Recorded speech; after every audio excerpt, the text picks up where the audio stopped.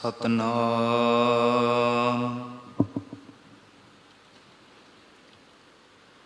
ਸ੍ਰੀ ਵਾਹਿਗੁਰੂ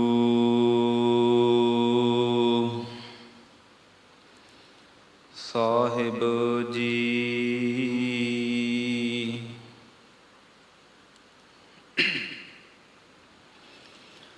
ਜੋ ਹਮਰੀ ਬਿਦ ਹੋਤੀ ਮੇਰੇ ਸਤਿਗੁਰਾ, ਸਾ ਬਿਦ ਤੁਮ ਹਰ ਜਾਣਹੁ ਆਪੇ।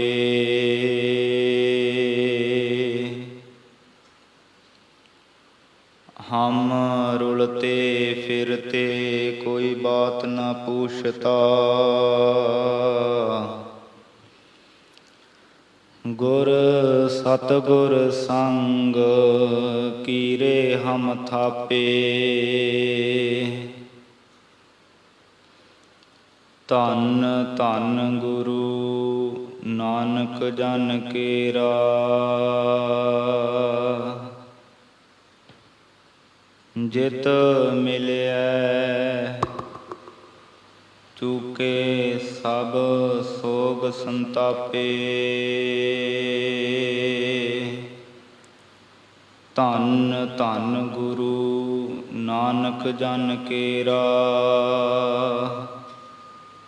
ਜਿਤ ਮਿਲਿਆ ਚੂਕੇ ਸਭ ਸੋਗ ਸੰਤਾਪੇ।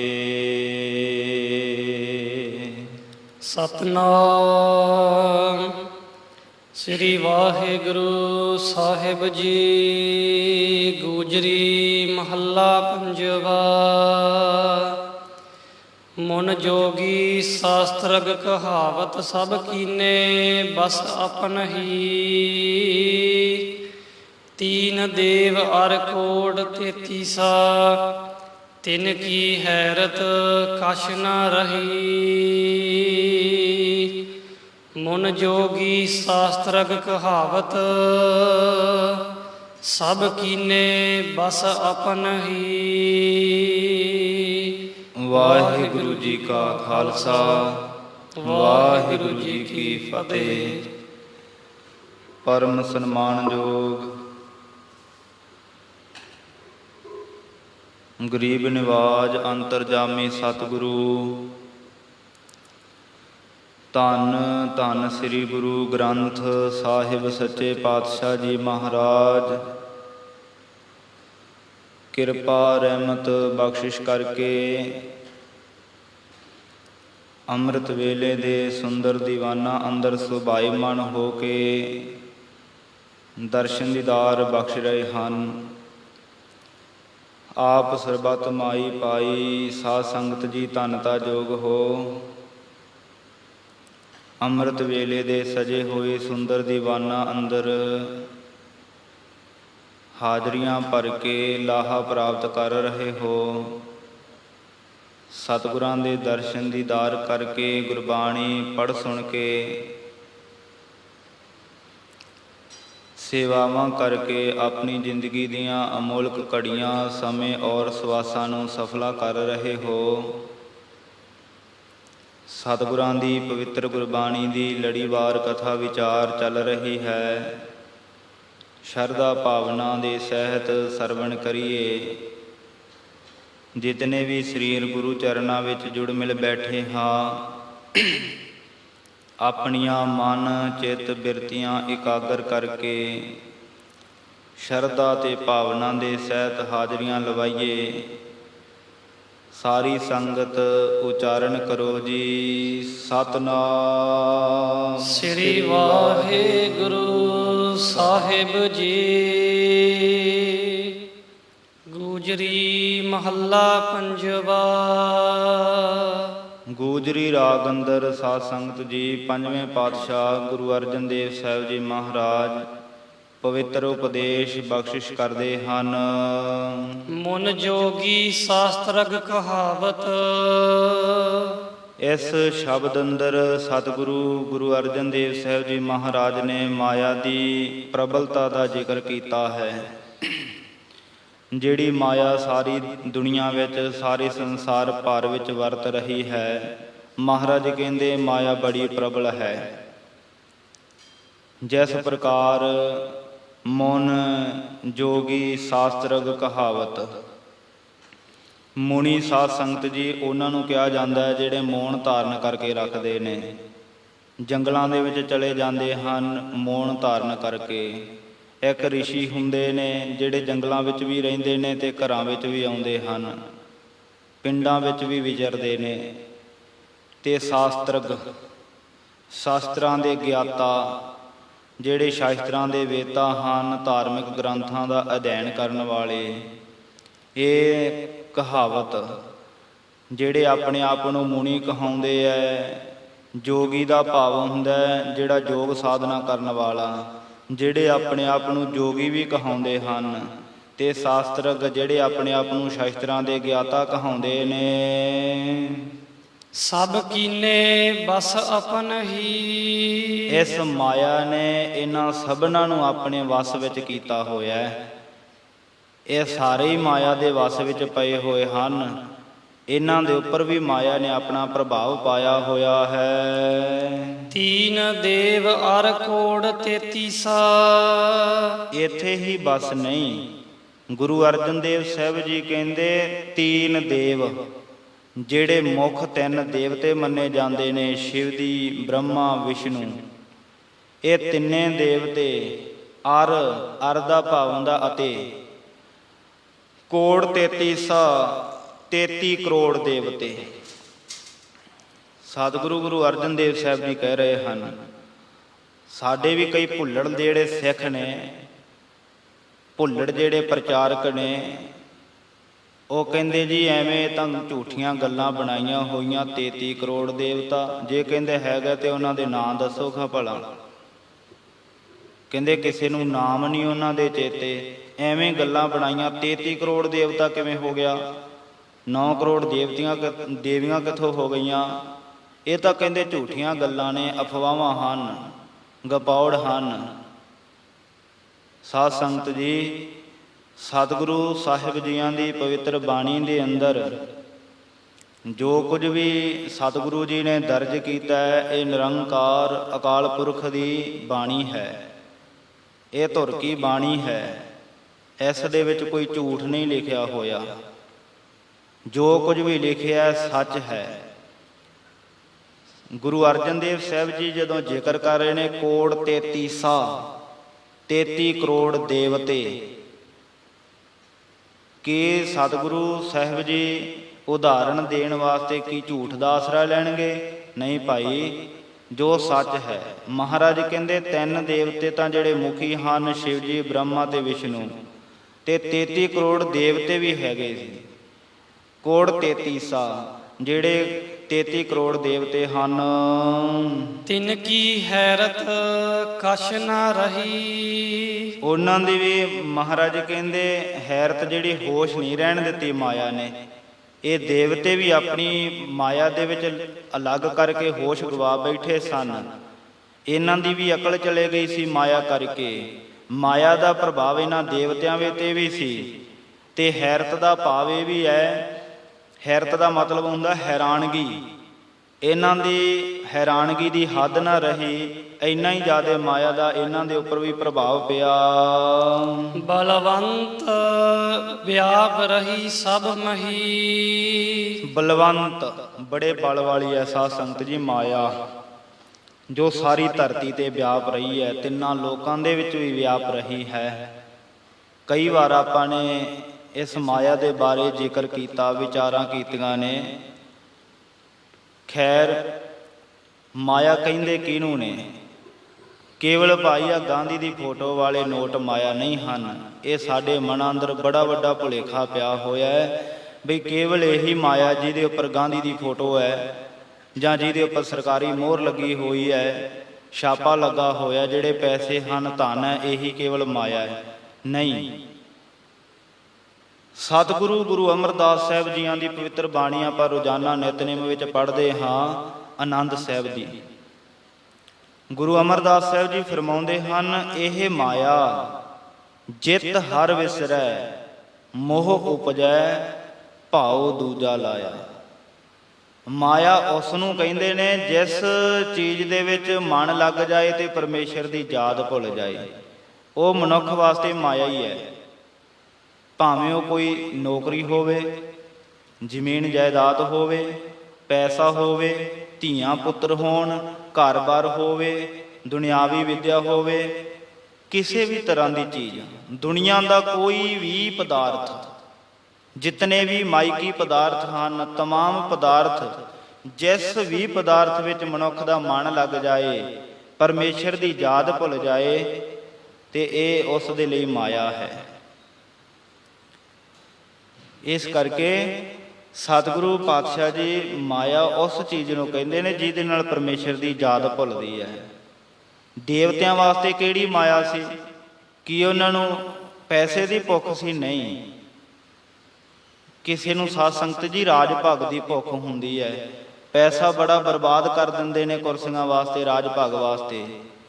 ਤੇ ਜ਼ਿਆਦਾਤਰ ਦੇਵੀ ਦੇਵਤੇ ਜੋ ਇਸਤਰੀਆਂ ਦੇ ਪਿੱਛੇ ਲੜਾਈਆਂ ਕਰਦੇ ਰਹੇ ਨੇ। ਹੋਰ ਵੀ ਕਈ ਤਰ੍ਹਾਂ ਦੇ ਕਾਰਨ ਬਣਦੇ ਨੇ ਮਾਇਆ ਦੇ। ਸੋ ਬਹੁਤੀਆਂ ਵਿਚਾਰਾਂ ਵਿੱਚ ਨਾ ਜਾਈਏ, ਲੜੀਵਾਰ ਸ਼ਬਦ ਦੀ ਵਿਚਾਰ ਚੱਲ ਰਹੀ ਹੈ। ਸੋ ਕਹਿਣ ਤੋਂ ਭਾਵ ਕੇਵਲ ਜਿਹੜੇ ਨੋਟ ਹਨ, ਜਿਹੜਾ ਪੈਸਾ ਹੈ, ਇਹੀ ਕੇਵਲ ਮਾਇਆ ਨਹੀਂ। ਜੇ ਇਹੀ ਮਾਇਆ ਹੋਵੇ ਤੇ ਦੂਸਰੇ ਦੇਸ਼ਾਂ ਵਿੱਚ ਤਾਂ ਇਹ ਕਾਗਜ਼ ਹੋਰ ਤਰ੍ਹਾਂ ਦੇ ਨੇ। ਕਹਿਣ ਤੋਂ ਭਾਵ ਜਿਹੜੀ ਚੀਜ਼ ਦੇ ਵਿੱਚ ਮਨ ਲੱਗ ਗਿਆ, ਪਰਮੇਸ਼ਰ ਦੀ ਯਾਦ ਭੁੱਲ ਗਈ, ਉਹ ਮਾਇਆ ਹੈ। ਇਸ ਤੋਂ ਬਚਿਆ ਕਿਵੇਂ ਜਾਂਦਾ? ਬਚਣ ਦਾ ਤਰੀਕਾ ਇਹੀ ਹੈ ਕਿ ਭਾਈ ਇਸ ਦੁਨਿਆਵੀ ਪਦਾਰਥਾਂ ਦੇ ਨਾਲ ਆਪਣੀਆਂ ਜ਼ਿੰਦਗੀ ਦੀਆਂ ਲੋੜਾਂ ਦੀ ਪੂਰਤੀ ਜ਼ਰੂਰ ਕਰਨੀ ਹੈ। ਪਰਮੇਸ਼ਰ ਦੇ ਨਾਲ ਜੁੜੇ ਰਹਿਣਾ ਹੈ, ਉਸ ਦਾ ਸ਼ੁਕਰ ਕਰਦੇ ਰਹਿਣਾ, ਉਸ ਦਾ ਜਸ ਕਰਦੇ ਰਹਿਣਾ, ਸੇਵਾ ਸਿਮਰਨ ਕਰਦੇ ਰਹਿਣਾ। ਇਸ ਮਾਇਆ ਤੋਂ ਬਚ ਸਕੀਦਾ। ਇਸ ਮਾਇਆ ਨੂੰ ਆਪਣੀਆਂ ਸਰੀਰ ਦੀਆਂ ਲੋੜਾਂ ਤੱਕ ਸੀਮਤ ਰੱਖਣਾ ਕਰੀਏ। ਇਹਦਾ ਮਨ ਦੇ ਉੱਪਰ ਪ੍ਰਭਾਵ ਨਹੀਂ ਪੈਣਾ ਚਾਹੀਦਾ। ਜਿਵੇਂ ਪਾਣੀ ਦੇ ਵਿੱਚ ਡੁੱਬ ਕੇ ਬੰਦਾ ਮਰ ਜਾਂਦਾ, ਪਰ ਉਹ ਬਚ ਜਾਂਦਾ ਜਿਹੜਾ ਆਪਣਾ ਨੱਕ ਬਚਾ ਲਵੇ। ਸਰੀਰ ਭਾਵੇਂ ਸਾਰਾ ਪਾਣੀ ਵਿੱਚ ਡੁੱਬਿਆ ਪਿਆ ਹੈ, ਪਰ ਆਪਣਾ ਜਿਹਨੇ ਨੱਕ ਬਚਾ ਲਿਆ, ਉਹ ਪਾਣੀ ਵਿੱਚ ਡੁੱਬ ਕੇ ਮਰਦਾ ਨਹੀਂ। ਜਿਹਦੇ ਨੱਕ ਵਿੱਚ ਦੀ ਪਾਣੀ ਸਰੀਰ ਅੰਦਰ ਪ੍ਰਵੇਸ਼ ਕਰ ਜਾਏ, ਉਹਦੀ ਮੌਤ ਹੋ ਜਾਂਦੀ ਹੈ। ਇਸੇ ਤਰ੍ਹਾਂ ਆਪਣੀ ਜ਼ਿੰਦਗੀ ਵਿੱਚ ਸਰੀਰ ਭਾਵੇਂ ਸਾਰਾ ਹੀ ਮਾਇਆ ਵਿੱਚ ਡੁੱਬਿਆ ਹੋਇਆ ਹੈ, ਮਾਇਆ ਨੂੰ ਆਪਣੀ ਸਰੀਰ ਦੀਆਂ ਲੋੜਾਂ ਦੀ ਪੂਰਤੀ ਤੱਕ ਸੀਮਤ ਰੱਖਣਾ ਚਾਹੀਦਾ। ਜਿਸ ਦਿਨ ਇਸ ਮਾਇਆ ਦਾ ਮਨ ਦੇ ਉੱਪਰ ਪ੍ਰਭਾਵ ਪੈ ਗਿਆ, ਸਵੇਰੇ ਉੱਠਦਿਆਂ ਸਾਰੀ ਮਾਇਆ ਦਾ ਚੇਤਾ ਵੀ ਹੁਣ ਕਿੱਧਰੋਂ ਕੀ ਕਰੀਏ ਤੇ ਕਿਵੇਂ ਘਰ ਵਿੱਚ ਮਾਇਆ ਆਵੇਗੀ। ਸਾਰਾ ਦਿਨ ਬਸ ਇਹੀ ਸੋਚਦੇ ਰਹਿਣਾ। ਕੋਈ ਨਿਤਨੇਮ ਦਾ ਚੇਤਾ ਨਹੀਂ, ਬਾਣੀ ਪੜ੍ਹਨ ਦਾ ਚੇਤਾ ਨਹੀਂ, ਗੁਰੂ ਘਰ ਮੱਥਾ ਟੇਕਣ ਦਾ ਚੇਤਾ ਨਹੀਂ, ਸੇਵਾ ਕਰਨ ਦਾ ਕੋਈ ਚੇਤਾ ਨਹੀਂ, ਬੰਦਗੀ ਭਜਨ ਸਿਮਰਨ ਦੇ ਵਿੱਚ ਚਿੱਤ ਨਹੀਂ ਲੱਗਦਾ। ਕੇਵਲ ਮਾਇਆ ਇਕੱਠੀ ਕਰਨ ਦਾ ਹੀ ਯਤਨ ਲੱਗ ਰਿਹਾ। ਮਨ ਵਿੱਚ ਸੋਚਾਂ ਚੱਲ ਰਹੀਆਂ ਨੇ, ਵਿਚਾਰਾਂ ਚੱਲ ਰਹੀਆਂ ਨੇ, ਤੇ ਇਹ ਭਾਈ ਮਨ ਦੇ ਉੱਪਰ ਪ੍ਰਭਾਵ ਦੇ ਕਾਰਨ ਹਨ। ਬਾਣੀ ਪੜ੍ਹਦਿਆਂ, ਸੇਵਾ ਸਿਮਰਨ ਕਰਦਿਆਂ ਕਿਰਤ ਕਰਨੀ ਹੈ। ਕਿਰਤ ਕਰਕੇ ਜਿਤਨਾ ਮਰਜ਼ੀ ਧਨ ਪਦਾਰਥ ਕਮਾ ਸਕਨੇ ਆ। ਧਰਮ ਦੀ ਕਿਰਤ ਕਰਨੀ, ਧਰਮ ਵੀ ਨਾਲ ਕਮਾਉਣਾ ਤੇ ਕੰਮ ਕਾਜ ਵੀ ਦੁਨਿਆਵੀ ਕਰਨੇ। ਸੋ ਰਹੋ ਵਿਚਾਰ। ਇਹ ਮਾਇਆ ਭਾਈ ਇਹਦੇ ਮਨ ਦੇ ਉੱਪਰ ਪ੍ਰਭਾਵ ਨਹੀਂ ਪੈਣਾ ਚਾਹੀਦਾ, ਕਿਉਂਕਿ ਜੇ ਮਨ ਲੱਗੇ ਹੀ ਗੁਰੂ ਵਾਲੇ ਪਾਸੇ ਹੋਵੇਗਾ ਤੇ ਮਨ ਇਸ ਮਾਇਆ ਦੇ ਪ੍ਰਭਾਵ ਤੋਂ ਬਚ ਸਕਦਾ। ਬਲਵੰਤ ਵਿਆਪ ਰਹੀ ਸਭ ਮਹੀ। ਮਹੀ ਦਾ ਭਾਵ ਹੁੰਦਾ ਸਾਰੀ ਧਰਤੀ, ਸਾਰਾ ਬ੍ਰਹਿਮੰਡ। ਇਹਦੇ ਵਿੱਚ ਜਿਹੜੀ ਮਾਇਆ ਭਾਈ ਵਿਆਪ ਰਹੀ ਹੈ। ਅਵਰ ਨ ਜਾਣ ਸਕੋ ਮਰਮਾ। ਹੋਰ ਤਰੀਕੇ ਨਾਲ ਅਤੇ ਹੋਰ ਪਾਸਿਓਂ ਕੋਈ ਇਸ ਦਾ ਮਰਮ ਜਿਹੜਾ ਹੈ, ਸਮਝ ਸੂਝ ਜਾਂ ਅੰਤ ਕਹਿ ਲਈਏ, ਕੋਈ ਨਹੀਂ ਜਾਣ ਸਕਦਾ। ਗੁਰ ਕਿਰਪਾ ਤੇ ਲਹੀ। ਗੁਰੂ ਦੀ ਕਿਰਪਾ ਨਾਲ ਇਸ ਦੀ ਸਮਝ ਪੈਂਦੀ ਹੈ, ਸੂਝ ਬੂਝ ਪ੍ਰਾਪਤ ਹੁੰਦੀ ਹੈ ਮਾਇਆ ਤੋਂ ਬਚਣ ਦੀ। ਰਹਾਉ ਜੀਤ ਜੀਤ ਜੀਤੇ ਸਭ ਥਾਨਾ। ਇਸ ਮਾਇਆ ਨੇ ਭਾਈ ਜਿੱਤ ਜਿੱਤ ਕੇ ਸਾਰੇ ਥਾਨਾਂ ਦੇ ਉੱਪਰ ਜਿੱਤ ਪ੍ਰਾਪਤ ਕੀਤੀ ਹੈ। ਸਭਨਾਂ ਨੂੰ ਜਿੱਤ ਲਿਆ। ਕੋਈ ਰਿਸ਼ੀ ਮੁਨੀ, ਦੇਵੀ ਦੇਵਤੇ, ਸਾਰੇ ਕੋਈ ਨਹੀਂ ਛੱਡਿਆ। ਸਾਰਿਆਂ ਦੇ ਉੱਪਰ ਇਹਨੇ ਜਿੱਤ ਪ੍ਰਾਪਤ ਕੀਤੀ ਹੋਈ ਹੈ। ਸਗਲ ਭਵਨ ਲਪਟ ਹੀ ਸਾਰਿਆਂ ਭਵਨਾਂ ਦੇ ਵਿੱਚ ਲਪਟਤ ਹੋ ਰਹੀ ਹੈ। ਸਾਰੇ ਭਵਨਾਂ ਦੇ ਲੋਕ ਇਸ ਮਾਇਆ ਦੇ ਵਿੱਚ ਲਪਾਈਮਾਨ ਹੋ ਰਹੇ ਹਨ। ਕਹੋ ਨਾਨਕ ਸਾਧ ਤੇ ਭਾਗੀ ਹੋਏ। ਕਹੋ ਨਾਨਕ ਸਾਧ ਤੇ ਭਾਗੀ। ਮਹਾਰਾਜ ਸੱਚੇ ਪਾਤਸ਼ਾਹ ਗੁਰੂ ਅਮਰਦਾਸ ਗੁਰੂ ਅਰਜਨ ਦੇਵ ਸਾਹਿਬ ਜੀ ਫਰਮਾਉਂਦੇ ਨੇ, ਜਿਵੇਂ ਕਿਸੇ ਨੇ ਪੁੱਛਿਆ ਮਹਾਰਾਜ ਕਿਰਪਾ ਕਰਕੇ ਦੱਸੋ ਵੀ ਜੇ ਸਾਰੀ ਦੁਨੀਆ ਹੀ ਇਸ ਮਾਇਆ ਵਿੱਚ ਲਪਾਈਮਾਨ ਹੈ ਤੇ ਫਿਰ ਬਚਿਆ ਵੀ ਕੋਈ ਹੈ? ਕੋਈ ਇਹੋ ਜਿਹਾ ਮਨੁੱਖ ਦੁਨੀਆ ਤੇ ਹੈ ਜਿਸ ਦੇ ਕੋਲੋਂ ਇਹ ਮਾਇਆ ਡਰਦੀ ਹੋਵੇ? ਮਹਾਰਾਜ ਜੀ ਕਹਿੰਦੇ ਹਾਂ। ਉਹ ਕੌਣ ਨੇ? ਕਹੋ ਨਾਨਕ ਸਾਧ ਤੇ ਭਾਗੀ। ਭਾਗੀ ਦਾ ਭਾਵ ਹੁੰਦਾ ਭੱਜਣਾ ਦੌੜਨਾ। ਇਹ ਜਿਹੜੀ ਮਾਇਆ ਨਾ ਸਾਧਾਂ ਤੋਂ ਡਰਦੀ ਹੈ, ਪਖੰਡੀਆਂ ਤੋਂ ਨਹੀਂ। ਅਸਲੀ ਸਾਧਾਂ ਤੋਂ, ਜਿਨ੍ਹਾਂ ਨੇ ਮਨ ਨੂੰ ਸਾਧਿਆ ਹੋਇਆ ਹੈ, ਗੁਰੂ ਦੀ ਸ਼ਰਨ ਵਿੱਚ ਪਏ ਹੋਏ ਹਨ, ਜਿਹੜੇ ਪਰਮੇਸ਼ਰ ਦੀ ਯਾਦ ਵਿੱਚ ਜੁੜੇ ਹੋਏ ਨੇ ਸੰਤ। ਜਿਨ੍ਹਾਂ ਸਾਸ ਗਰਾਸ ਨਾ ਵਿਸਰੈ, ਹਰ ਨਾਮਾ ਮਨ ਮੰਤ, ਧਨ ਸੇ ਸੇਈ ਨਾਨਕਾ ਪੂਰਨ ਸੋਈ ਸੰਤ। ਐਸੇ ਜਿਹੜੇ ਸਾਧ ਸੰਗਤ ਜੀ ਸੰਤ ਹਨ, ਉਹਨਾਂ ਤੋਂ ਇਹ ਮਾਇਆ ਡਰਦੀ ਹੈ, ਭੱਜ ਜਾਂਦੀ ਹੈ ਉਹਨਾਂ ਕੋਲੋਂ। ਹੋਏ ਚੇਰੀ ਚਰਨ ਗਹੀ ਤੇ ਚੇਰੀ ਚੇਲੀ ਬਣ ਕੇ, ਚੇਲੀ ਬਣ ਕੇ, ਦਾਸਰੀ ਬਣ ਕੇ ਉਹਨਾਂ ਦੇ ਚਰਨਾਂ ਦੀ ਸੇਵਾ ਕਰਦੀ ਹੈ। ਮਾਇਆ ਦਾਸੀ ਭਗਤਾਂ ਕੀ ਕਾਰ ਕਮਾਵੈ। ਮਾਇਆ ਦਾਸੀ ਬਣ ਕੇ ਉਹਨਾਂ ਭਗਤਾਂ ਦੇ ਚਰਨਾਂ ਦੀ ਸੇਵਾ ਕਰਦੀ ਹੈ, ਉਹਨਾਂ ਦੇ ਮਗਰ ਮਗਰ ਰਹਿੰਦੀ ਹੈ। ਜਿਵੇਂ ਪਰਛਾਵਾਂ ਸਾਧ ਸੰਗਤ ਜੀ ਜਦੋਂ ਸੂਰਜ ਵੱਲ ਮੁੱਖ ਕਰਕੇ ਤੁਰੀਏ ਨਾ ਤੇ ਪਰਛਾਵਾਂ ਮਗਰ ਮਗਰ ਦੌੜਦਾ। ਇਹ ਮਾਇਆ ਵੀ ਪਰਛਾਵੇਂ ਦੀ ਨਿਆਈ ਹੈ। ਜਦੋਂ ਗੁਰੂ ਸੂਰਜ ਵੱਲ ਮੁੱਖ ਕਰਕੇ ਚੱਲ ਪਈਏ ਨਾ ਤੇ ਮਾਇਕੀ ਪਦਾਰਥ, ਦੁਨੀਆ ਦੇ ਤਮਾਮ ਪਦਾਰਥ ਉਹਨਾਂ ਦੇ ਪਿੱਛੇ ਦੌੜ ਪੈਂਦੇ ਨੇ। ਇਹ ਮਾਇਆ ਦੀ ਉਹਨਾਂ ਨੂੰ ਕੋਈ ਕਮੀ ਨਹੀਂ ਰਹਿੰਦੀ ਹੈ। ਮਾਇਆ ਤਾਂ ਮਗਰ ਮਗਰ ਦੌੜੀ ਫਿਰਦੀ ਰਹਿੰਦੀ ਹੈ। ਰਿੱਧ ਸਿੱਧ ਸਭ ਪਿੱਛੇ ਲੱਗਿਆ ਫਿਰ ਹੈ, ਜੋ ਹਰ ਹਿਰਦੈ ਸਦਾ ਵਸਾਏ। ਇਹ ਰਿੱਧੀਆਂ ਸਿੱਧੀਆਂ ਕਰਾਮਾਤਾਂ ਸ਼ਕਤੀਆਂ ਮਾਇਆ ਦੇ ਜਿਤਨੇ ਵੀ ਪਦਾਰਥ ਹਨ ਉਹਨਾਂ ਦੇ ਮਗਰ ਦੌੜ ਪੈਂਦੇ ਨੇ, ਜੋ ਪਰਮੇਸ਼ਰ ਦੇ ਨਾਮ ਨੂੰ ਹਿਰਦੇ ਵਿੱਚ ਵਸਾਉਂਦੇ ਹਨ। ਇਸ ਕਰਕੇ ਭਾਈ ਇਹ ਸਾਧਾਂ ਤੋਂ ਡਰਦੀ ਹੈ ਤੇ ਚੇਲੀ ਬਣ ਕਰਕੇ ਉਹਨਾਂ ਦੀ ਸੇਵਾ ਕਰਦੀ ਹੈ। ਜਿਹੜੇ ਪਖੰਡੀ ਹਨ ਉਹਨਾਂ ਤੋਂ ਨਹੀਂ ਡਰਦੀ, ਸਗੋਂ ਜਿਹੜੇ ਪਖੰਡੀ ਸਾਧ ਹਨ ਉਹਨਾਂ ਦੇ ਉੱਪਰ ਮਾਇਆ ਦਾ ਪ੍ਰਭਾਵ ਪਤਾ ਕਿਵੇਂ ਪਤਾ ਚੱਲਦਾ? ਜਦੋਂ ਉਹਨਾਂ ਦੀ ਪੁੱਠੀ ਗਿਣਤੀ ਸ਼ੁਰੂ ਹੋ ਜਾਏ। ਆ ਬੜੇ ਪਖੰਡੀ ਸਾਧ ਹਨ, ਉਹਨਾਂ ਦੀ ਹੁਣ ਜ਼ਿੰਦਗੀ ਦੀ ਪੁੱਠੀ ਗਿਣਤੀ ਸ਼ੁਰੂ ਹੋ ਗਈ ਨਾ, ਪਲਟਾ ਪਲਟਾ ਕੇ ਜਦੋਂ ਮਾਰੇ ਨੇ ਇਸ ਮਾਇਆ ਨੇ, ਦੁਨੀਆ ਦੇ ਵਿੱਚ ਪਤਾ ਲੱਗ ਗਿਆ ਵੀ ਇਹ ਸਾਰੇ ਮਾਇਆ ਦੇ ਧਾਰੀ ਨੇ। ਕੋਈ ਪਰਮੇਸ਼ਰ ਦੀ ਭਜਨ ਬੰਦਗੀ ਵਾਲੀ ਇਹਨਾਂ ਦੇ ਮਨ ਵਿੱਚ ਕੋਈ ਗੱਲ ਹੀ ਨਹੀਂ ਹੈ। ਇਸ ਤਰ੍ਹਾਂ ਦੀ ਹਾਲਤ ਜਿਹੜੀ ਇਹ ਮਾਇਆ ਕਰਵਾ ਦਿੰਦੀ ਹੈ ਭਾਈ, ਮਨੁੱਖ ਦੀ ਜ਼ਿੰਦਗੀ ਨੂੰ ਬਰਬਾਦ ਕਰ ਦਿੰਦੀ ਹੈ। ਮਹਾਰਾਜ ਸੱਚੇ ਪਾਤਸ਼ਾਹ ਜੀ ਕਹਿੰਦੇ ਜਿਹੜੇ ਸਾਧੂ ਹਨ ਉਹਨਾਂ ਤੋਂ ਡਰਦੀ ਹੈ, ਤੇ ਜਿਹੜੇ ਸਾਧਾਂ ਦੀ ਸੰਤਾਂ ਮਹਾਤਮਾ ਦੀ ਸੰਗਤ ਕਰਦੇ ਹਨ, ਗੁਰੂ ਕੀ ਸੰਗਤ ਕਰਦੇ ਨੇ, ਉਹ ਇਸ ਪ੍ਰਭਾਵ ਤੋਂ ਬਚ ਜਾਂਦੇ ਹਨ। ਗੁਜਰੀ ਮਹੱਲਾ ਪੰਜਵਾ। ਦੋਏ ਕਰ ਜੋੜ ਕਰੀ ਬੇਨੰਤੀ। ਜਿਸ ਵੇਲੇ ਸਾਧ ਸੰਗਤ ਜੀ ਗੁਰੂ ਹਰਗੋਬਿੰਦ ਸਾਹਿਬ ਜੀ ਮਹਾਰਾਜ ਬਾਲਕ ਅਵਸਥਾ ਵਿੱਚ ਸਨ, ਛੇਵੇਂ ਪਾਤਸ਼ਾਹ ਜੀ, ਬੜੇ ਲੋਕਾਂ ਨੇ ਯਤਨ ਕੀਤੇ, ਪ੍ਰਿਥੀ ਚੰਦ ਵਰਗਿਆਂ ਨੇ, ਕਿ ਛੇਵੇਂ ਪਾਤਸ਼ਾਹ ਨੂੰ ਮਾਰ ਦਿੱਤਾ ਜਾਏ, ਇਹ ਗੁਰਤਾ ਗੱਦੀ ਦੇ ਮਾਲਕ ਨਾ ਬਣ ਜਾਣ। ਕਦੇ ਸਪੇਰੇ ਨੂੰ ਲਿਆਉਂਦੇ ਨੇ, ਜ਼ਹਿਰੀਲਾ ਸੱਪ ਉਹਨੂੰ ਦੇ ਕਰਕੇ ਕਹਿੰਦੇ ਵੀ ਇਹਦੇ ਡੰਗ ਮਰਾ ਦੇ। ਗੁਰੂ ਕੀ ਵਡਾਲੀ ਵਾਲੇ ਸਥਾਨ ਤੇ ਬੜਾ ਜ਼ਹਿਰੀਲਾ ਸੱਪ ਲਿਆਂਦਾ ਗਿਆ। ਛੇਵੇਂ ਪਾਤਸ਼ਾਹ ਮਹਾਰਾਜ ਵੱਲ ਕਰਕੇ ਜਦੋਂ ਛੱਡਿਆ ਤੇ ਸਤਿਗੁਰਾਂ ਨੇ ਉਸ ਦੀ ਧੌਣ ਮਰੋੜ ਦਿੱਤੀ ਸੀ। ਬੜਾ ਜ਼ਹਿਰੀਲਾ ਸੱਪ ਸੀ। ਸਾਰੇ ਵੇਖਣ ਵਾਲੇ ਹੈਰਾਨ ਹੋ ਗਏ ਬਈ ਇਤਨਾ ਬਲ ਹੈ ਇਸ ਬਾਲਕ ਦੇ ਵਿੱਚ। ਕਦੇ ਦਾਈ ਨੂੰ ਲਾਲਚ ਦੇ ਕਰਕੇ, ਲਾਲਚ ਦੇ ਵਿੱਚ ਪਾ ਕੇ ਉਸ ਨੂੰ ਭੇਜਿਆ ਜਾਂਦਾ ਏ। ਛੇਵੇਂ ਪਾਤਸ਼ਾਹ ਮਹਾਰਾਜ ਜੀ ਨੂੰ ਦੁੱਧ ਪਿਆਉਣ ਵਾਸਤੇ ਉਹ ਦਾਈ ਆਪਣੀ ਛਾਤੀ ਨੂੰ ਜ਼ਹਿਰ ਲਾ ਕੇ ਲੈ ਆਉਂਦੀ ਹੈ ਵੀ ਜਦੋਂ ਇਸ ਬਾਲਕ ਦੇ ਅੰਦਰ ਜ਼ਹਿਰ ਜਾਏਗਾ ਦੁੱਧ ਦੇ ਸਮੇਤ ਇਹਦੀ ਮੌਤ ਹੋ ਜਾਏਗੀ। ਉਹ ਜ਼ਹਿਰੀਲਾ ਹੀ ਇੰਨਾ ਸੀ ਜ਼ਹਿਰ ਸਾਧ ਸੰਗਤ ਜੀ, ਉਸ ਦੇ ਨਾਲ ਉਹ ਦਾਈ ਦੀ ਕੋਈ ਮੌਤ ਹੋ ਗਈ। ਪਤਾ ਚੱਲ ਗਿਆ ਸੀ। ਕਦੇ ਜਿਹੜਾ ਘਰ ਦੇ ਵਿੱਚ ਨੌਕਰ ਹੈ, ਪ੍ਰਸ਼ਾਦੇ ਪਾਣੀ ਦੀ ਸੇਵਾ ਕਰਨ ਵਾਲਾ ਲਾਂਗਰੀ ਹੈ, ਕਦੇ ਉਸ ਨੂੰ ਲਾਲਚ ਦੇ ਕਰਕੇ ਕੀਤਾ ਜਾਂਦਾ ਆਪਣੇ ਵੱਸ ਵਿੱਚ। ਲਾਲਚ ਉਹਨੂੰ ਦਿੱਤਾ ਜਾਂਦਾ ਵੀ ਤੈਨੂੰ ਧਨ ਪਦਾਰਥ ਮਿਲਣਗੇ, ਕੁਝ ਖਾਣੇ ਦੇ ਵਿੱਚ ਮਿਲਾ ਕੇ ਦੇ ਦਿਓ। ਛੇਵੇਂ ਪਾਤਸ਼ਾਹ ਮਹਾਰਾਜ ਪ੍ਰਸ਼ਾਦਾ ਛਕਣ ਲੱਗੇ ਤੇ ਜਿਹੜਾ ਲਾਂਗਰੀ ਸੀ ਤੇ ਉਹ ਖਰੀਦਿਆ ਹੋਇਆ ਪ੍ਰਿਥੀ ਚੰਦ ਵਰਗਿਆਂ ਦਾ ਉਹਨਾਂ ਨੇ ਦਹੀਂ ਦੇ ਵਿੱਚ ਜ਼ਹਿਰ ਪਵਾ ਦਿੱਤਾ। ਜਦੋਂ ਦਹੀਂ ਵਿੱਚ ਜ਼ਹਿਰ ਪਾਇਆ ਤੇ ਛੇਵੇਂ ਪਾਤਸ਼ਾਹ ਮਹਾਰਾਜ ਦੇ ਅੱਗੇ ਪ੍ਰਸ਼ਾਦਾ ਰੱਖਿਆ, ਮਹਾਰਾਜ ਨੇ ਛਕਿਆ ਨਹੀਂ। ਗੁਰੂ ਅਰਜਨ ਦੇਵ ਸਾਹਿਬ ਜੀ ਦੇਖ ਰਹੇ ਨੇ ਵੀ ਬਾਲਕ ਪ੍ਰਸ਼ਾਦਾ ਨਹੀਂ ਛਕਦਾ, ਕਿਹਾ ਕਿ ਪੁੱਤਰ ਜੀ ਪ੍ਰਸ਼ਾਦਾ ਛਕੋ। ਜਦੋਂ ਮਨਾ ਕਰ ਦਿੱਤਾ ਤੇ ਉਹ ਦਹੀਂ ਚੁੱਕ ਕੇ ਮਹਾਰਾਜ ਸਾਹਿਬ ਜੀ ਨੇ ਕੁੱਤੇ ਨੂੰ ਪਾ ਦਿੱਤਾ। ਜਦੋਂ ਕੁੱਤੇ ਨੇ ਉਹ ਦਹੀਂ ਛਕਿਆ ਤੇ ਉਹਦੀ ਮੌਤ ਹੋ ਗਈ। ਫਿਰ ਸਾਰੀ ਗੱਲ ਦਾ ਪਤਾ ਲੱਗਿਆ। ਜਦੋਂ ਝਿੜਕ ਕੇ ਪੁੱਛਿਆ ਵੀ ਇਹ ਕਿਹਨੇ ਕੀਤਾ ਏ, ਜ਼ਹਿਰ ਪਾਇਆ ਸੀ ਵਿੱਚ, ਕਹਿੰਦੇ ਹਾਂ ਜੀ।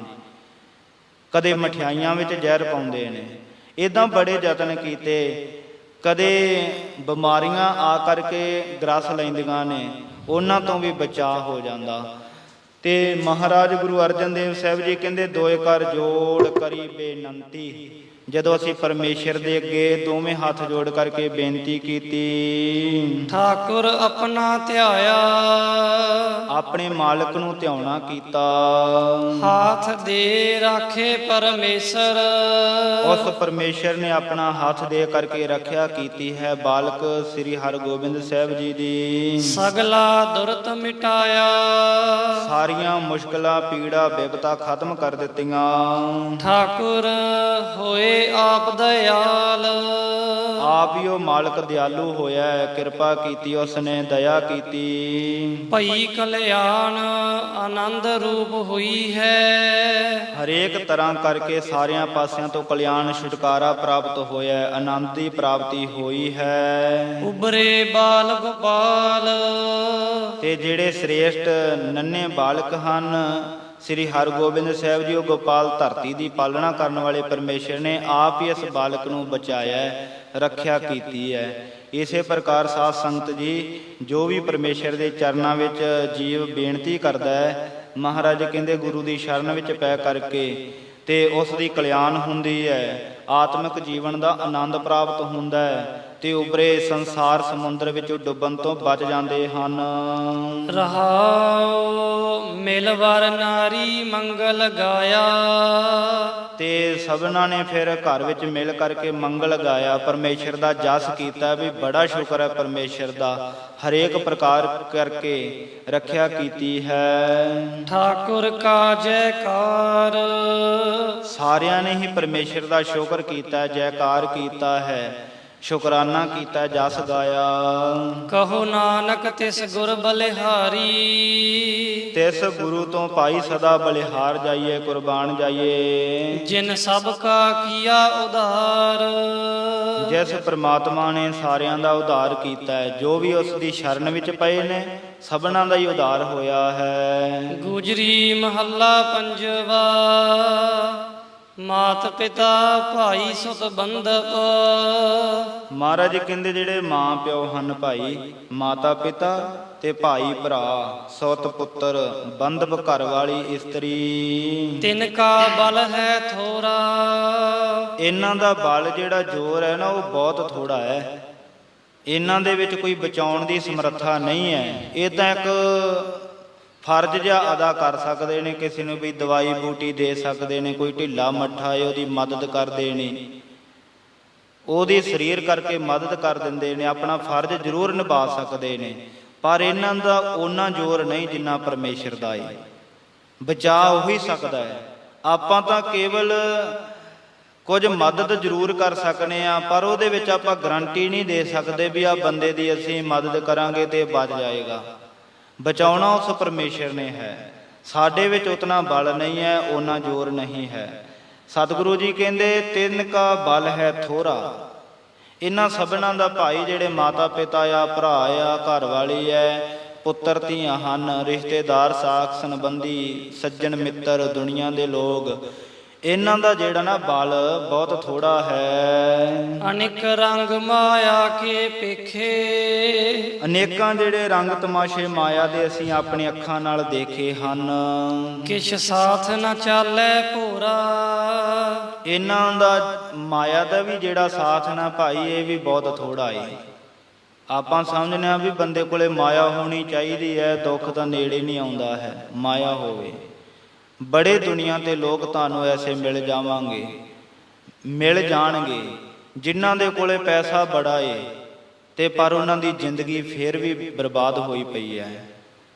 ਮਨੁੱਖਤਾ ਦੀ ਸੇਵਾ ਵਾਲੀਆਂ ਜਿਹੜੀਆਂ ਸੰਸਥਾਵਾਂ ਹਨ, ਉੱਥੋਂ ਦੇ ਜਿਹੜੇ ਵੀਰ ਕੰਮ ਕਰਨ ਵਾਲੇ ਨੇ, ਸੇਵਾ ਕਰਨ ਵਾਲੇ, ਉਹ ਦੱਸਦੇ ਨੇ ਕਿ ਬੜੇ ਲੋਕ ਨੇ ਸਾਧ ਸੰਗਤ ਜੀ ਜਿਨ੍ਹਾਂ ਦੇ ਕੋਲੇ ਪੈਸੇ ਦੀ ਕਮੀ ਨਹੀਂ, ਪਰ ਉਹਨਾਂ ਨੂੰ ਸਾਂਭਣ ਵਾਲਿਆਂ ਦੀ ਕਮੀ ਹੈ। ਪੈਸਾ ਜ਼ਰੂਰ ਉਹਨਾਂ ਕੋਲ ਏ, 2-2, 2.5 ਲੱਖ ਵੀ ਹੈ, ਇਦੋਂ ਵੱਧ ਵਾਲੇ ਵੀ ਹਨ, ਪਰ ਉਹਨਾਂ ਨੂੰ ਸਾਂਭਣ ਵਾਲਾ ਕੋਈ ਨਹੀਂ। ਕੱਲਾ ਪੈਸਾ ਕੀ ਕਰੇਗਾ? ਪੈਸੇ ਨੇ ਕਿਹੜਾ ਕੁੱਛੜ ਚੁੱਕ ਕੇ ਡਾਕਟਰ ਦੇ ਲੈ ਜਾਣਾ ਜਾਂ ਕੋਈ ਦਵਾਈ ਬੂਟੀ ਦਵਾ ਲਿਆਉਣੀ ਹੈ। ਸਾਂਭਣ ਵਾਲਾ ਸਾਥ ਤਾਂ ਜ਼ਰੂਰ ਚਾਹੀਦਾ ਨਾ। ਇਸ ਕਰਕੇ ਮਹਾਰਾਜ ਕਹਿੰਦੇ ਜਿਹੜੇ ਮਾਇਆ ਦੇ ਰੰਗ ਤਮਾਸ਼ੇ ਹੈ ਨਾ, ਇਹਨਾਂ ਦਾ ਵੀ ਸਾਥ ਭਾਈ ਭੋਰਾ ਜਿੰਨਾ ਵੀ ਨਹੀਂ ਨਾਲ ਚੱਲਣ ਵਾਲਾ। ਮਾਇਆ ਨੇ ਵੀ ਕੋਈ ਬਹੁਤਾ ਸਾਥ ਨਹੀਂ ਦੇਣਾ ਹੈ ਜ਼ਿੰਦਗੀ ਵਿੱਚ। ਠਾਕੁਰ ਤੁਝ ਬਿਨ ਆਹੇ ਨਾ ਮੋਰਾ, ਹੇ ਮਾਲਕ ਤੇਰੇ ਤੋਂ ਬਿਨਾ ਸਾਨੂੰ ਕੋਈ ਆਸਰਾ ਨਹੀਂ ਹੈ, ਅਸੀਂ ਤਾਂ ਕੇਵਲ ਤੇਰਾ ਹੀ ਆਸਰਾ ਤੱਕਿਆ ਹੈ।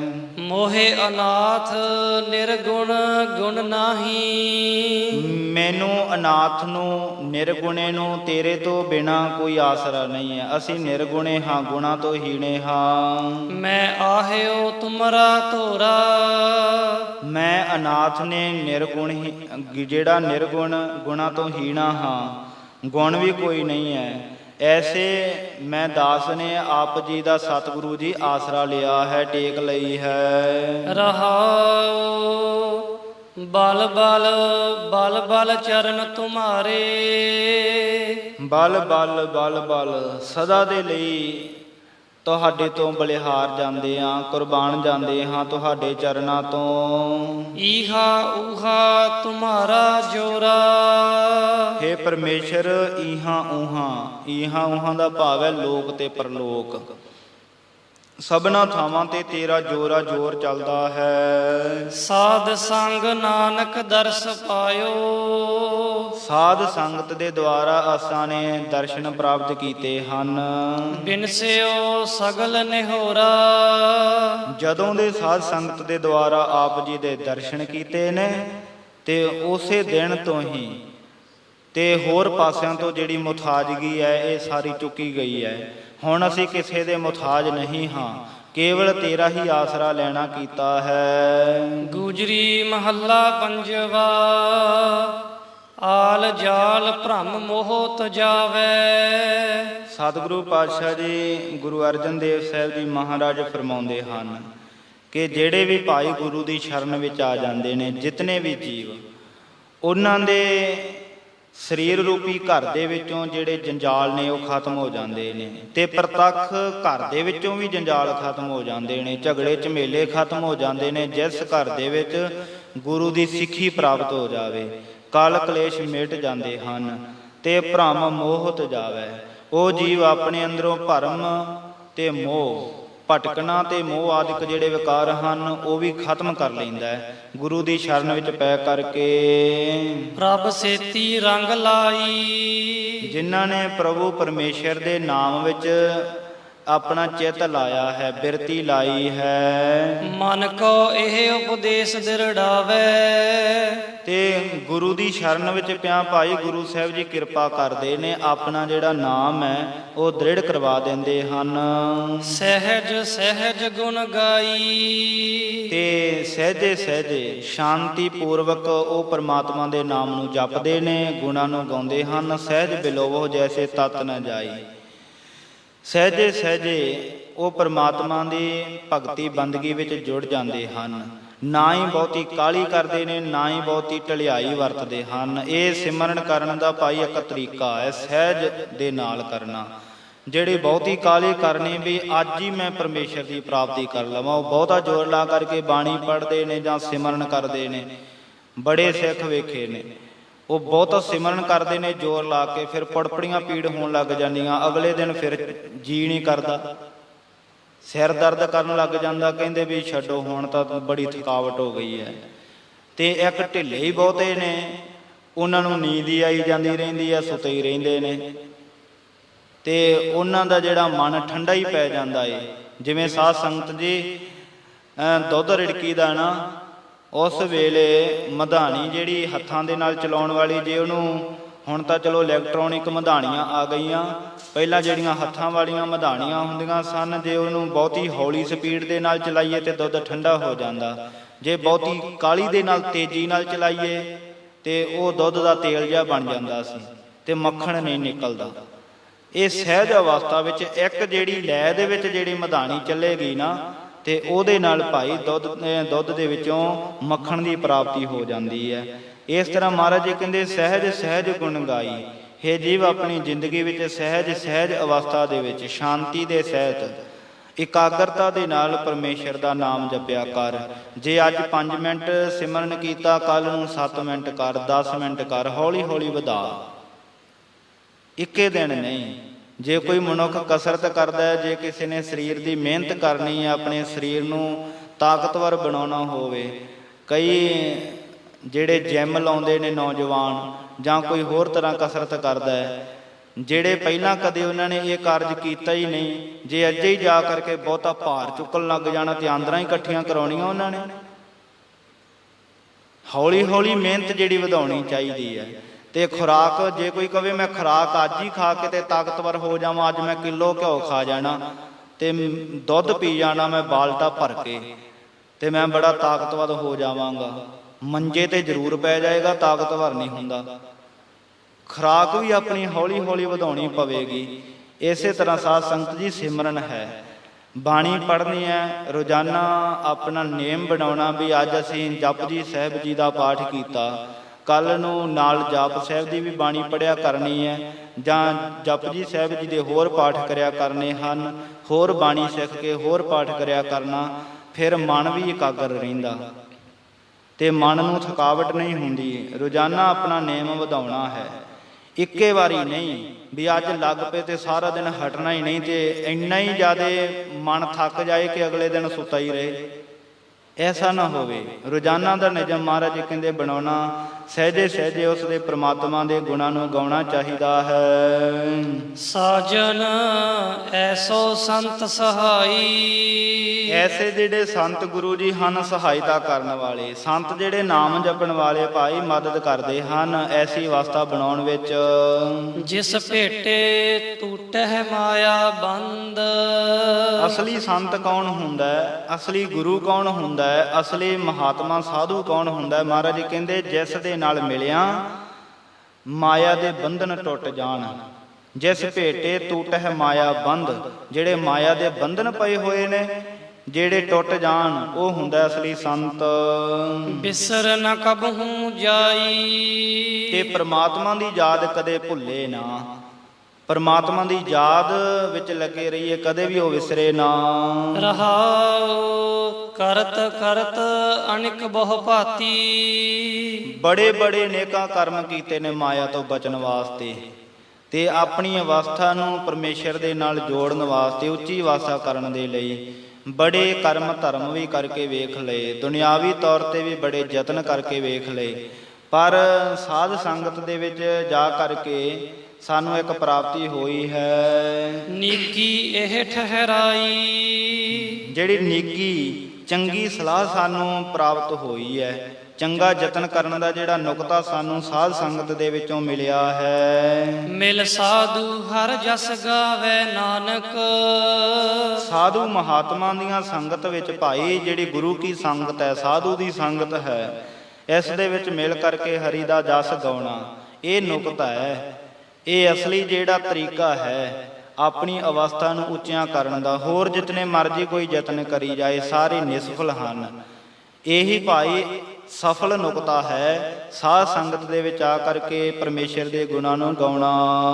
ਭਵ ਜਲ ਪਾਰ ਪਰਾਈ, ਤੇ ਭੈਦਾਇਕ ਸਮੁੰਦਰ ਤੋਂ ਪਾਰ ਹੋ ਜਾਈਦਾ ਹੈ। ਗੁਜਰੀ ਮਹੱਲਾ ਪੰਜਵਾ, ਖਿਨ ਮਹਿ ਥਾਪ ਉਥਾਪਨ ਹਾਰਾ, ਇੱਕ ਖਿਣ ਜਿਨ ਸਮੇਂ ਦੇ ਅੰਦਰ ਹੀ ਪਰਮਾਤਮਾ ਵਾਹਿਗੁਰੂ ਸਥਾਪਨ ਕਰਨ ਵਾਲਾ ਤੇ ਨਾਸ਼ ਕਰਨ ਵਾਲਾ, ਦੁਨੀਆ ਬਣਾਉਣ ਵਾਲਾ ਤੇ ਖਤਮ ਕਰਨ ਵਾਲਾ, ਉਹੀ ਕੇਵਲ ਤਾਕਤਵਰ ਹੈ। ਕੀਮਤ ਜਾਏ ਨਾ ਕਰੀ, ਉਸ ਦੀ ਕੀਮਤ ਨਹੀਂ ਕੀਤੀ ਜਾ ਸਕਦੀ, ਉਸ ਦੀ ਜਿਹੜੀ ਪਾਰਾਵਾਰ ਦੀ ਮਰਿਆਦਾ ਉਸ ਨੂੰ ਕਿਹਾ ਨਹੀਂ ਜਾ ਸਕਦਾ, ਭਾਵ ਕਿ ਉਹਦਾ ਅੰਤ ਨਹੀਂ ਪਾਇਆ ਜਾ ਸਕਦਾ। ਉਹ ਬੜਾ ਬੇਅੰਤ ਹੈ, ਉਹ ਚਾਹਵੇ ਨਾ ਆ ਸਾਰੀ ਦੁਨੀਆ ਨੂੰ ਇੱਕ ਸਕਿੰਟ ਦੇ ਵਿੱਚ ਹੀ, ਇੱਕ ਸਕਿੰਟ ਤਾਂ ਬਹੁਤਾ ਕਹਿ ਦਿੱਤਾ, ਇਦੋਂ ਵੀ ਖਿਣ ਮਾਤਰ ਜਿੰਨੇ ਸਮੇਂ ਦੇ ਅੰਦਰ, ਖਿਣ ਸਾਧ ਸੰਗਤ ਜੀ ਬੜਾ ਛੋਟਾ ਹੁੰਦਾ, ਨਿਮਖ ਤੋਂ ਵੀ ਛੋਟਾ ਹੈ।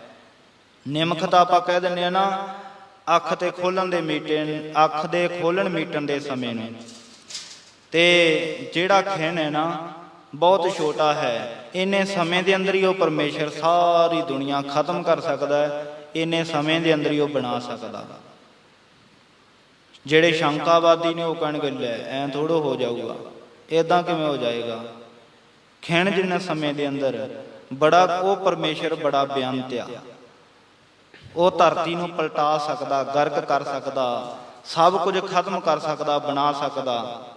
ਤੇ ਨਾਲ ਮਹਾਰਾਜ ਜੀ ਕਹਿੰਦੇ ਕੀਮਤ ਜਾਏ ਨਾ ਕਰੀ, ਉਹਦੇ ਅੰਤ ਨੂੰ ਕਿਹਾ ਨਹੀਂ ਜਾ ਸਕਦਾ, ਉਹ ਬੜਾ ਬੇਅੰਤ ਹੈ, ਸਭ ਕੁਝ ਕਰਨ ਵਾਲਾ ਹੈ। ਰਾਜਾ ਰੰਕ ਕਰੈ ਖਿਨ ਪੀਤਰ। ਵੱਡਿਆਂ ਵੱਡਿਆਂ ਰਾਜਿਆਂ ਨੂੰ ਇੱਕ ਖਿਣ ਦੇ ਵਿੱਚ ਮਹਾਰਾਜ ਕਹਿੰਦੇ ਗਰੀਬ ਬਣਾ ਦਿੰਦਾ, ਭਿਖਾਰੀ ਬਣਾ ਸਕਦਾ, ਕੰਗਾਲ ਕਰ ਸਕਦਾ ਹੈ। ਰਾਜਾ ਰੰਕ ਕਰੈ ਖਿਨ ਪੀਤਰ, ਕਰ ਸਕਦਾ ਨਹੀਂ, ਕਰ ਦਿੰਦਾ ਹੈ, ਕੀਤਾ ਵੀ ਹੈ।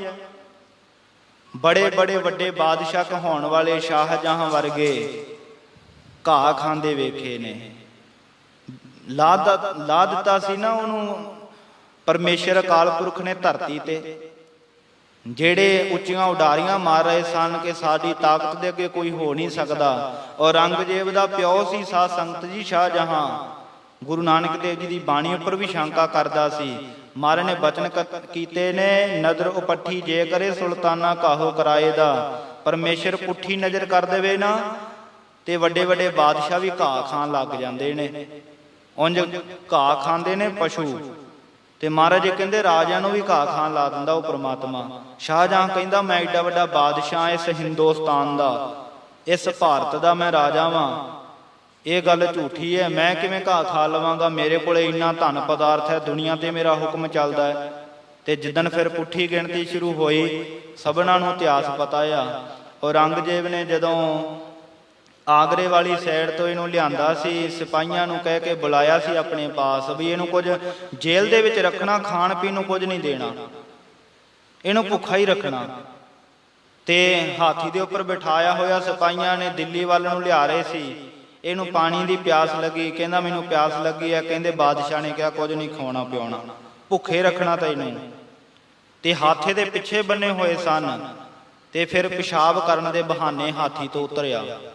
ਉਹਨਾਂ ਨੂੰ ਕਿਹਾ ਵੀ ਮੈਂ ਪਿਸ਼ਾਬ ਕਰਨਾ ਵਾਂ ਤੇ ਮੈਨੂੰ ਉਤਾਰੋ। ਸ਼ਾਹਜਹਾਂ ਉਤਰਿਆ ਤੇ ਹੱਥ ਤਾਂ ਪਿੱਛੇ ਬੰਨੇ ਹੋਏ ਸਨ, ਤੇ ਇਹਨੇ ਕੀ ਕੀਤਾ, ਪਸ਼ੂਆਂ ਦੇ ਵਾਂਗ, ਜਿਵੇਂ ਪਸ਼ੂ ਨਹੀਂ ਘਾਹ ਖੋਤ ਕੇ ਖਾਂਦੇ, ਏਦਾਂ ਆਪ ਨੂੰ ਇਹਨੇ ਮੂੰਹ ਥੱਲੇ ਲਾਇਆ ਤੇ ਭਖੜੇ ਦੀ ਲੌਂਗੇ ਦੇ ਮੁੱਖ ਵਿੱਚ ਆਈ ਸੁੱਕਾ ਡੰਡਾ, ਸੁੱਕਾ ਜਿਹਾ ਡੱਕਾ ਸੀ, ਤੇ ਇਹਦੇ ਦੰਦਾਂ ਵਿੱਚ ਫਸ ਗਿਆ। ਸੁੱਕਾ ਕੱਖ ਮੂੰਹ ਵਿੱਚ ਲੈ ਕੇ ਤੇ ਨਾਲੇ ਰੋਂਦਾ ਤੇ ਨਾਲੇ ਬਾਣੀ ਪੜ੍ਹਦਾ, ਗੁਰੂ ਨਾਨਕ ਦੇਵ ਤੇਰੀ ਬਾਣੀ ਵਾਕਿਆ ਹੀ ਸੱਚ ਹੈ। ਨਦਰ ਉਪੱਠੀ ਜੇ ਕਰੇ ਸੁਲਤਾਨਾ ਕਾਹੋ ਕਰਾਏਂਦਾ, ਘਾਹ ਖਾਣ ਲਾ ਦਿੰਦਾ ਪਰਮੇਸ਼ਰ ਵੱਡੇ ਵੱਡੇ ਬਾਦਸ਼ਾਹ ਨੂੰ, ਜਿਹੜੇ ਆਪਣੇ ਆਪ ਨੂੰ ਕਹਿੰਦੇ ਸਨ ਅਸੀਂ ਬੜੇ ਵੱਡੇ ਬਲਵਾਨ ਆ। ਪਟਕਾ ਕੇ ਧਰਤੀ ਤੇ ਮਾਰੇ, ਅਰਸ਼ਾਂ ਤੋਂ ਲਿਆ ਕੇ ਫਰਸ਼ਾਂ ਤੇ ਰੱਖ ਦਿੱਤਾ ਪਰਮੇਸ਼ਰ ਨੇ। ਇਹ ਆਪਣੀਆਂ ਅੱਖਾਂ ਦੇ ਸਾਹਮਣੇ ਵੀ ਹੋਇਆ। ਇਹ ਤਾਂ ਹੈ ਨਾ ਪੁਰਾਤਨ ਇਤਿਹਾਸ, ਇਹ ਆਪਣੀਆਂ ਅੱਖਾਂ ਦੇ ਸਾਹਮਣੇ ਵੀ ਅੱਜ ਇਦਾਂ ਦਾ ਹੋਇਆ ਹੈ। ਬੜੇ ਵੱਡੇ ਅਮੀਰ, ਆ ਇੱਕ ਪਖੰਡੀ ਸਾਧ ਜਿਹੜੇ ਕੋਲੇ ਬੜਾ ਧਨ ਸੀ, ਤੇ ਵੇਖੋ ਉਹਦੇ ਕੋਲ ਕੀ ਹੈ, ਉਹ ਮਾਰਿਆ ਕੰਗਾਲ ਕਰਕੇ, ਉਹਨੂੰ ਕੱਖ ਦਾ ਵੀ ਨਹੀਂ ਛੱਡਿਆ ਹੈ। ਇਹ ਪਰਮੇਸ਼ਰ ਬੜਾ ਬੇਅੰਤ ਆ ਸਾਧ ਸੰਗਤ ਜੀ, ਉਸ ਦੇ ਗੁਣ ਗਾਉਣੇ ਚਾਹੀਦੇ ਨੇ। ਰਾਜਾ ਰੰਕ ਕਰੈ ਖਿਣ ਪੀਤਰ, ਖਿਣ ਜਿੰਨੇ ਸਮੇਂ ਦੇ ਅੰਦਰ ਪ੍ਰਮਾਤਮਾ ਰਾਜਿਆਂ ਨੂੰ ਕੰਗਾਲ ਕਰ ਦਿੰਦਾ ਹੈ। ਨੀਚ ਹੈ ਜੋਤ ਧਰੀ, ਨੀਚ ਹੈ ਜੋਤ ਧਰੀ, ਜਿਤਨੇ ਵੀ ਤਮਾਮ ਜੀਵ ਹਨ ਸਭਨਾਂ ਦੇ ਅੰਦਰ ਉਹ ਪਰਮੇਸ਼ਰ ਨਜ਼ਰ ਕਰਦਾ ਹੈ। ਕਿਸੇ ਨੂੰ ਉੱਚਾ ਬਣਾ ਦਿੰਦਾ, ਕਿਸੇ ਨੂੰ ਨੀਵੇਂ ਬਣਾ ਦਿੰਦਾ ਹੈ। ਛਿਨ ਮਹਿ ਰਾਓ ਰੰਗ ਕਉ ਕਰਈ, ਰਾਓ ਰੰਗ ਕਰ ਡਾਰੇ, ਇਹ ਉਹਦਾ ਕੰਮ ਆ। ਜਿਹੜੇ ਗਰੀਬ ਹਨ ਉਹਨਾਂ ਨੂੰ ਅਮੀਰ ਬਣਾ ਦਿੰਦਾ, ਭਿਖਾਰੀ ਤੇ ਰਾਜ ਕਰਾਵੇ ਰਾਜਾ ਤੇ ਭਿਖਾਰੀ, ਰਾਜਿਆਂ ਨੂੰ ਭਿਖਾਰੀ ਬਣਾ ਦਿੰਦਾ ਤੇ ਭਿਖਾਰੀਆਂ ਨੂੰ ਰਾਜੇ ਬਣਾ ਦਿੰਦਾ। ਕਿਵੇਂ ਵੇਖੋ, ਜਿਹੜੇ ਗਰੀਬ ਲੋਕ ਕਈ ਵਾਰੀ ਉਹਨਾਂ ਦੀ ਕਿਸਮਤ ਐਸੀ ਹੁੰਦੀ ਹੈ, ਉਹ ਬੜੇ ਅਮੀਰ ਹੋ ਜਾਂਦੇ ਨੇ। ਆਪਣੀਆਂ ਨਜ਼ਰਾਂ ਸਾਹਮਣੇ ਬੜੇ ਲੋਕ ਨੇ ਜਿਹੜੇ ਪਹਿਲਾਂ ਗਰੀਬ ਸਨ, ਧਨ ਪਦਾਰਥ ਨਹੀਂ ਸੀ ਘਰ ਵਿੱਚ, ਅੱਜ ਉਹ ਇੰਨੇ ਜ਼ਿਆਦਾ ਅਮੀਰ ਨੇ, ਉਹਨਾਂ ਕੋਲੇ ਪੈਸਾ ਬਹੁਤ ਆ। ਨਿਜ ਹੈ ਊਚ ਕਰੈ ਮੇਰਾ ਗੋਬਿੰਦ, ਕਾਹੂ ਤੇ ਨਾ ਡਰੈ। ਧਿਆਈਐ ਆਪਣੋ ਸਦਾ ਹਰੀ। ਇਸ ਕਰਕੇ ਆਪਣੇ ਪਰਮੇਸ਼ਰ ਅਕਾਲ ਪੁਰਖ ਨੂੰ ਸਦਾ ਧਿਆਉਣਾ ਕਰੀਏ ਭਾਈ। ਸੋਚ ਅੰਦੇਸਾ ਤਾਕਾ ਕਹਾ ਕਰੀਜੈ। ਤੇ ਸੋਚ ਅੰਦੇਸਾ ਤਾਕਾ ਕਹਾ ਕਰੀਐ। ਜਿਹੜੇ ਜੀਵ ਮਾਇਆ ਦੇ ਬਾਰੇ ਸੋਚਾਂ ਵਿਚਾਰਾਂ ਕਰਦੇ ਰਹਿੰਦੇ ਨੇ, ਫਿਕਰਾਂ ਵਿੱਚ ਪਏ ਰਹਿੰਦੇ ਨੇ, ਕਈ ਤਰ੍ਹਾਂ ਦੀਆਂ ਸੋਚਾਂ ਵਿਚਾਰਾਂ ਕਰਦੇ ਨੇ ਵੀ ਮਾਇਆ ਦੇ ਨਾਲ ਆਹ ਕੁਝ ਮੈਂ ਕਰਨਾ, ਮਾਇਆ ਦੀ ਪ੍ਰਾਪਤੀ ਹੋ ਜਾਏ। ਮਹਾਰਾਜ ਜੀ ਕਹਿੰਦੇ ਜਿਹੜੀਆਂ ਮਾਇਆ ਦੀਆਂ ਸੋਚਾਂ ਵਿਚਾਰਾਂ ਭਾਈ ਬਹੁਤੀਆਂ ਨਹੀਂ ਕਰਨੀਆਂ ਚਾਹੀਦੀਆਂ। ਜਾ ਮਹਿ ਏਕ ਘਰੀ। ਜਿਨ੍ਹਾਂ ਦੇ ਜਿਹੜੇ ਸੁੱਖ ਨੇ ਇੱਕ ਘੜੀ ਖਿਨ ਮਾਤਰ ਅੰਦਰ ਖਤਮ ਹੋ ਜਾਣ ਵਾਲੇ ਹਨ। ਰਹਾਉ ਤੁਮਰੀ ਟੇਕ ਪੂਰੇ ਮੇਰੇ ਸਤਿਗੁਰ।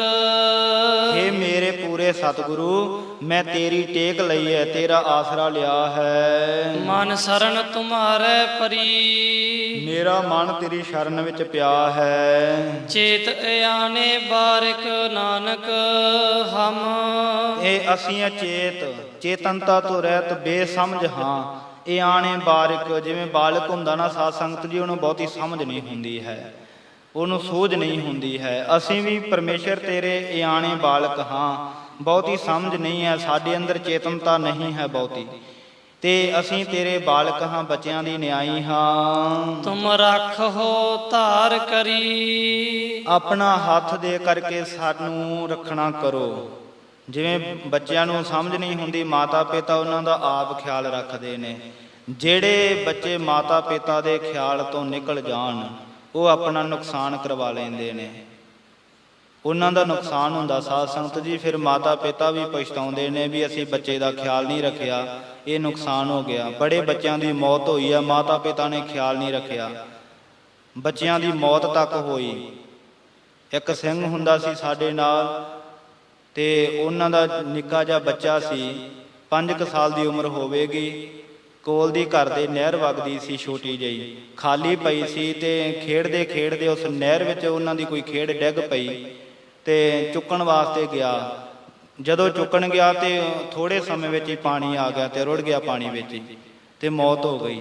ਕਾਫੀ ਸਮੇਂ ਬਾਅਦ ਲੱਭਿਆ ਸੀ, ਸ਼ਾਮ ਤੱਕ ਕਰੀਬ, ਤੇ ਉਹ ਬੱਚਾ ਮਰ ਗਿਆ ਸੀ। ਤੇ ਥੋੜਾ ਜਿਹਾ ਖਿਆਲ ਲੁਕਿਆ ਨਾ ਮਾਤਾ ਪਿਤਾ ਦਾ, ਤੇ ਨੁਕਸਾਨ ਹੋ ਗਿਆ। ਪਿਛਲੇ ਦਿਨੀ ਵੀ ਆ 2 ਸਾਲ ਦਾ ਬੱਚਾ ਜਿਹੜਾ ਬੋਰ ਵਿੱਚ ਡਿੱਗਿਆ ਸੀ, ਮਾਤਾ ਪਿਤਾ ਦੀ ਕੋਈ ਅਣਗਹਿਲੀ ਹੈ, ਖਿਆਲ ਨਹੀਂ ਰੱਖਿਆ। ਏਦਾਂ ਬੜੇ ਬੱਚੇ ਨੇ ਜਿਨ੍ਹਾਂ ਦਾ ਨੁਕਸਾਨ ਹੋ ਜਾਂਦਾ। ਤੇ ਗੁਰੂ ਅਰਜਨ ਦੇਵ ਸਾਹਿਬ ਸੱਚੇ ਪਾਤਸ਼ਾਹ ਜੀ ਕਹਿੰਦੇ, ਹੇ ਪ੍ਰਮਾਤਮਾ, ਅਸੀਂ ਤਾਂ ਤੇਰੇ ਇਆਣੇ ਜੇ ਬੱਚੇ ਆ, ਤੇ ਕਿਰਪਾ ਕਰਕੇ ਸਾਡਾ ਖਿਆਲ ਰੱਖੀ, ਸਾਡਾ ਵੀ ਕਿਤੇ ਨੁਕਸਾਨ ਨਾ ਹੋ ਜਾਏ। ਸੰਸਾਰ ਸਮੁੰਦਰ ਵਿੱਚ ਅਸੀਂ ਕਿਤੇ ਡੁੱਬ ਨਾ ਜਾਈਏ।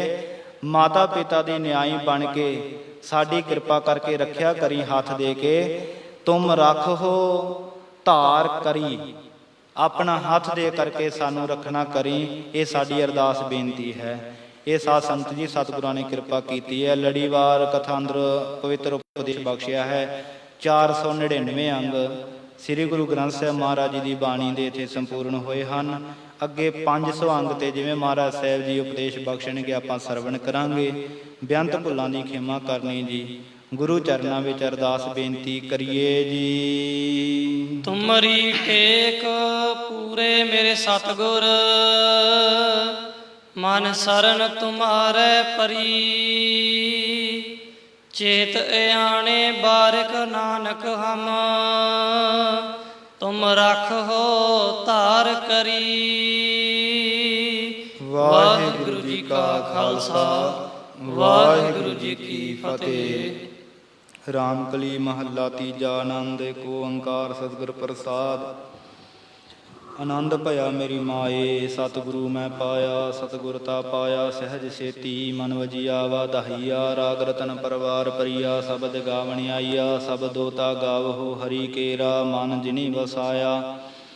ਕਹੈ ਨਾਨਕ ਆਨੰਦ ਹੋਆ, ਸਤਿਗੁਰੂ ਮੈਂ ਪਾਇਆ। ਏ ਮਨ ਮੇਰਿਆ ਤੂੰ ਸਦਾ ਰਹੋ ਹਰ ਨਾਲੇ, ਹਰ ਨਾਲ ਰਹੋ ਤੂੰ ਮਨ ਮੇਰੇ। ਦੁਖ ਸਭ ਵਿਸਾਰਨਾ ਅੰਗੀਕਾਰ ਉਹ ਕਰੇ ਤੇਰਾ, ਕਾਰਜ ਸਭ ਸਵਾਰਨਾ। ਸਭਨਾ ਗੱਲਾਂ ਸਮਰੱਥ ਸੁਆਮੀ, ਸੋ ਕਿਆ ਮਨਹੁ ਵਿਸਾਰੇ, ਕਹੈ ਨਾਨਕ ਮਨ